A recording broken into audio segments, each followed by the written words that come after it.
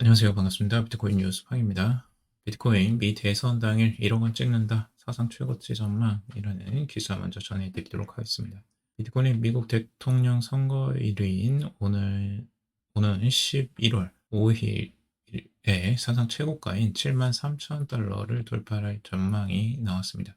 이 스탠다드 차트의 디지털 자산 리서치 글로벌 책임자인 제프 캔드릭은 이 비트코인 파생 상품과 거래량 지표에 대한 분석을 바탕으로 이러한 예측을 내렸다고 합니다. 우리는 일일 비트코인 거래량 수준과 인기 있는 행사 가격을 사용해서 선거 후 가격 변동을 예측했는데 이 선거 당일 비트코인 가격은 73,000달러가 될 것이다 라고 전망을 하고 있습니다.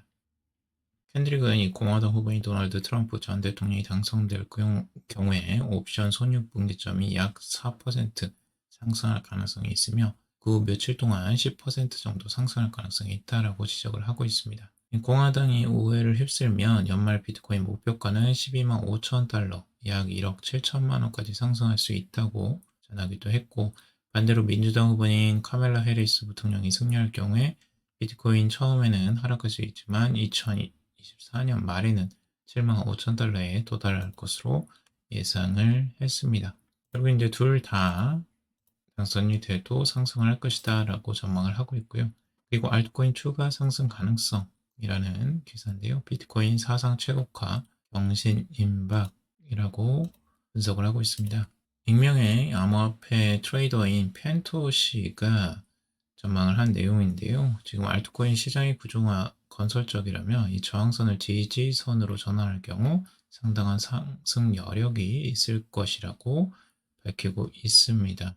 비트코인에 대한 이제 강한 낙관론을 유지하고 있는데 이 알트코인에 대한 알트 시즌에 대한 전망들이 많이 나오고 있는데요. 비트코인 8만 달러 돌파할 시에 알트코인 시즌 가능성이 높아진다라는 전망들도 있습니다. 암호화폐 투자사 해시키 캐피털의 애널리스트들은 이 10월 23일 보고서에서 비트코인이 8만 달러를 넘어설 때 알트코인 시즌이 본격화될 가능성이 높다라고 언급을 했습니다. 비트코인이 8만 달러를 넘어설 경우에 비트코인의 지배율이 62%에서 70% 사이에 도달할 것으로 예상을 하고, 이러한 지배율 상승이 알트코인 시즌을 촉발할 수 있다라고 전망을 하고 있습니다. 보통은 이제 비트코인의 이 지배율, 점유율이 상승하면 상승할수록 이제 알트코인들의 그 가격은 이제 하락하는 경우가 있거든요. 하지만 이제 어느 정도 상승률에 이제 도달을 하면 그때 이후부터 이제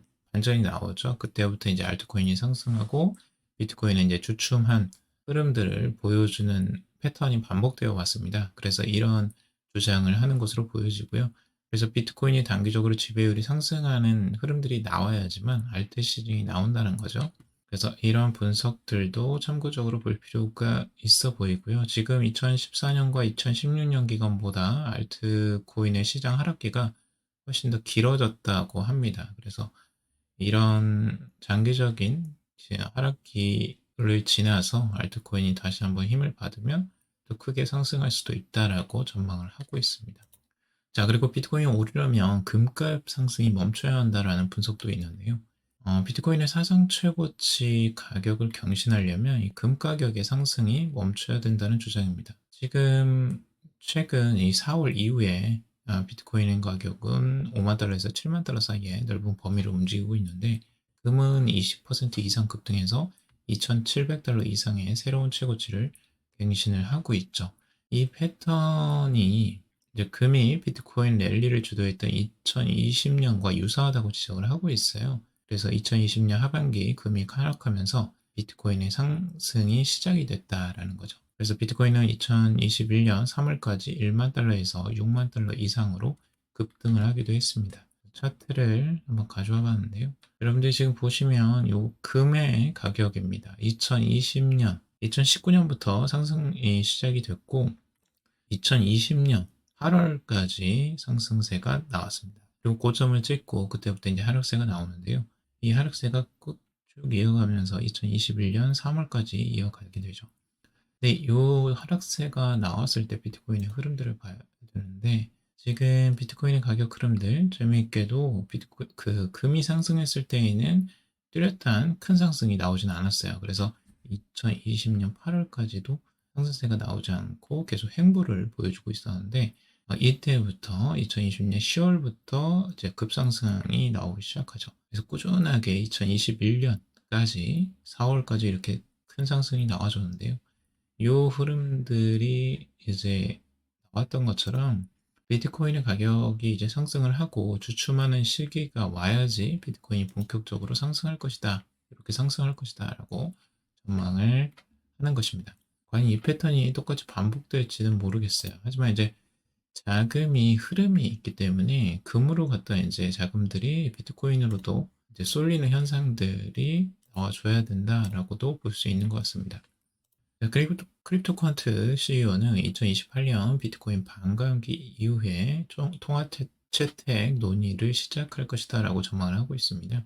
크립토 퀀트의 이제 추경 대표는 이제 채굴 난이도 상승이 비트코인이 2030년까지 안정적인 통화로 진화할 가능성이 전저일 수 있다라고 전망을 하고 있고요. 기관의 지배력이 증가하면 암호화폐 시장의 변동성이 줄어들 수도 있다라고 분석을 하고 있습니다. 시장의 이 변동성이 낮아지면 낮아질수록 이 투기성에 대한 투기성 강한 자산의 평가가 이제 바뀌게 되고 이게 하나의 통화로서의 주목도가 올라갈 수 있다라고 전망을 하고 있는 거죠. 그래서 주요 핀테크 기업들이 향후 3년 내에 스테이블코인의 대중화를 이끌 것이라고 언급했고 2028년 비트코인 반감기 이후에는 비트코인을 통화로 사용하는 논의가 본격적으로 시작될 것이다 라고 예측을 하고 있습니다. 근데 비트코인이 통화로 사용되기에는 워낙 수수료가 높고 속도가 너무 느려요. 그래서 이 부분이 많이 걸림돌이 될 것으로 보여지는데 이걸 이제 레이어 2 솔루션 등이나 아니면 랩 비트코인 같은 뭐 새로운 이런 솔루션들이 효과가 있을 것이다라고 전망을 하고 있습니다. 자, 그리고 미국의 비트코인 현물 ETF 보유고 100만 BTC를 돌파를 임박했다라는 기사입니다. 비트코인 ETF, 현물 ETF의 보유고가 ETF 거래 시작 10개월 만에 100만 BTC를 돌파할 것으로 보이고 있고요. 처음 출시된 1월 11일에, 올해 1월 11일에 처음 출시된 비트코인 현물 ETF가 최근 비트코인 가격 상승과 함께 큰 자금 유입이 이루어지고 있다라고 하면서 현재 96만 7,459 BTC를 보유하고 있다고 해요.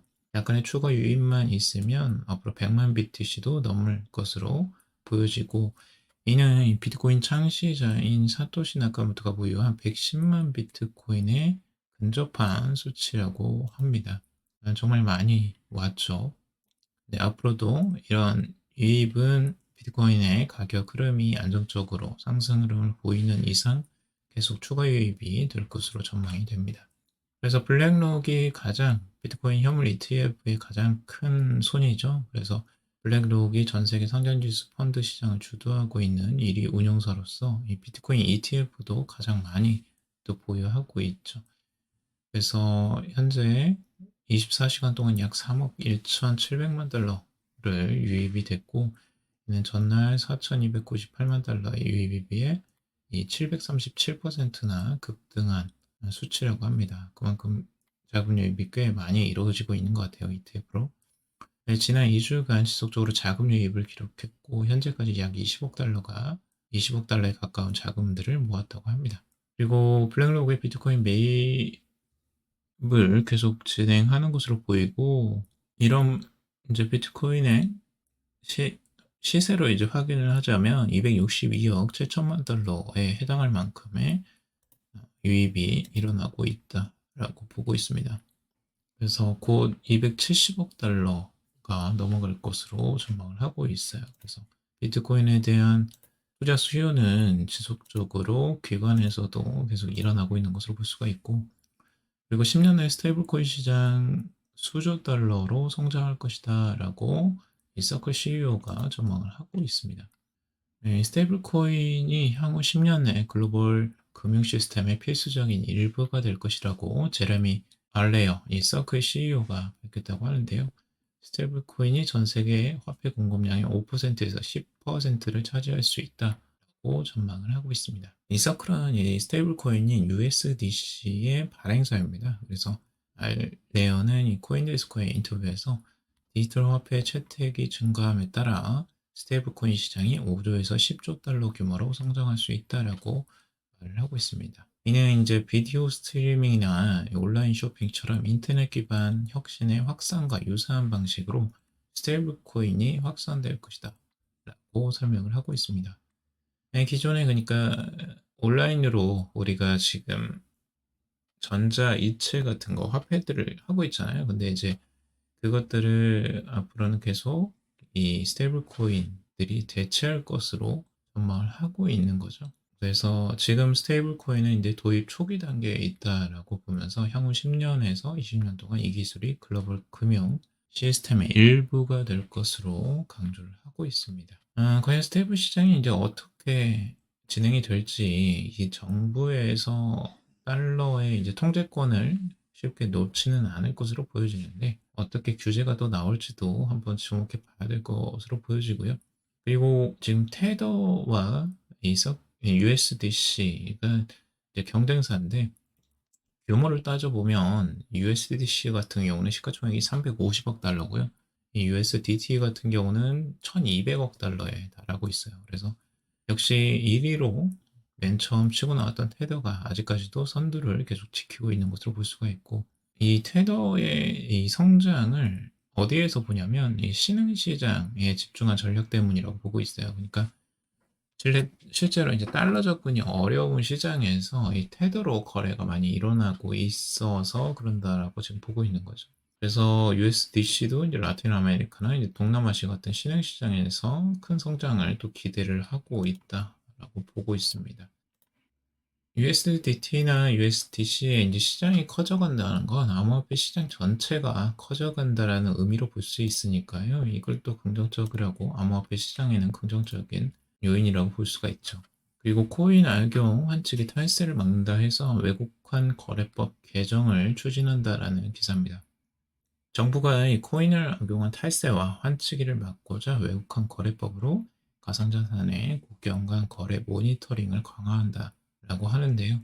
이 최상목 부총리 겸 기획재정부 장관이 주요 20개국 재무장관 회의 참석자 방문한 미국 워싱턴 DC에서 국내 기자들과 만나서 가상자산 관련 외국환 거래법 개정안을 관계부처 간 협의, 입법을 거쳐 내년 하반기 시행 목표를 추진할 계획이다라고 하고 있습니다. 내년 하반기쯤에 지금 가상자산 사업자들 사전 등록 의무를 이제 부과하고 국경 간 거래 내역을 한국은행에 정기적으로 보고하도록 의무화할 예정이라고 합니다. 그러면 이 가상자산의 외국에 이제 송금하거나 받는 이런 일들이 좀 번거로워질 가능성들이 있어 보여요. 그래서 여러분들이 이제 가상자산을 암호화폐를 움직이고 있다고 하면 이런 부분을 좀 조심해야 될 것으로 보여지고요. 이게 좀 마음에 안 드는 부분이 이제 가상자산이라고 계속 국내에서는 언급을 하고 있어요. 이 단어 선택도 굉장히 중요해 보이는데 아직까지도 정부나 이제 지자체 같은 경우는 이 암호화폐를 가상자산이라고 계속 부르고 있네요. 이 부분이 조금 안타깝습니다. 자, 오늘 여기까지 정리를 해봤고요. 여러분들 도움이 되셨길 바랍니다. 도움이 되셨다면 좋아요, 구독, 댓글 달아주시면 감사하겠습니다. 투자에 관련된 정보들은 참고사항일 뿐이고 좋으니 아니니 투자하실 때 여러분들 스스로 꼭 판단하시고 결정하시길 바라겠습니다. 그럼 또 방송 들어주셔서 감사합니다.